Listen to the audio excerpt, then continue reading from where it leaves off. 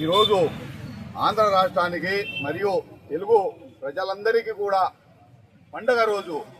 ఎందుకంటే ఈరోజు మహానుభావుడు విశ్వవిఖ్యాత నట సార్వభౌమ డాక్టర్ పద్మశ్రీ ఎన్టీ రామారావు గారి జయంతి సందర్భముగా ఈరోజు మనం అతికాక తెలుగుదేశం పార్టీకి పండుగ రోజు అయినటువంటి మహానాడు జరుపుకుంటా మనం కూడా ఈరోజు మన అన్న ఎన్టీఆర్ జయంతిని జరుపుకోవటం చాలా గర్వంగా ఉంది.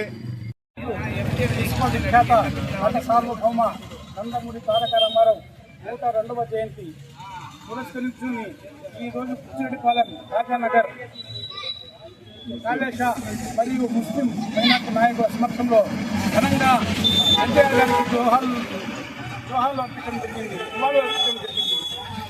సంక్షేమం అంటే care of address Nandamuri Taraka Ramarao. మొట్టమొదటిగా ప్రజలకు సంక్షేమ పథకాలు అందించిన ఘనత చరిత్రలో నందమూరి తారక రామారావు దక్కుతుంది.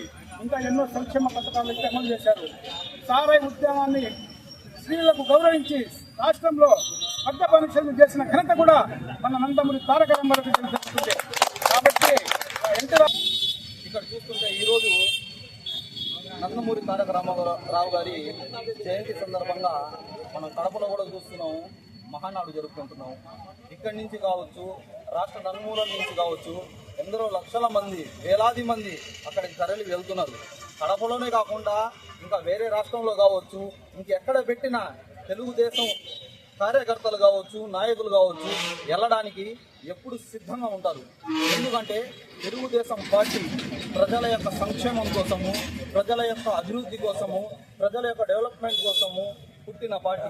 అలాంటి పార్టీ కోసము కార్యకర్తలు ఎంత దూరం వెళ్ళడానికైనా సిద్ధంగా ఉన్నారు.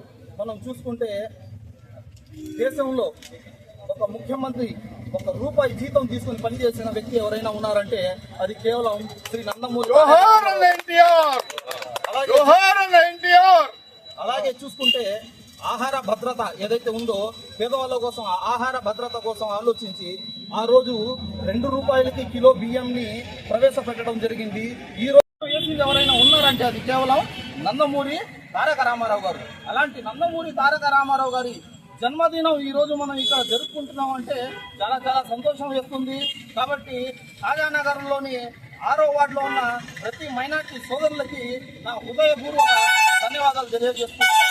జోహార్ అన్న ఎన్టీఆర్, జోహార్ అన్న ఎన్టీఆర్, జోహార్.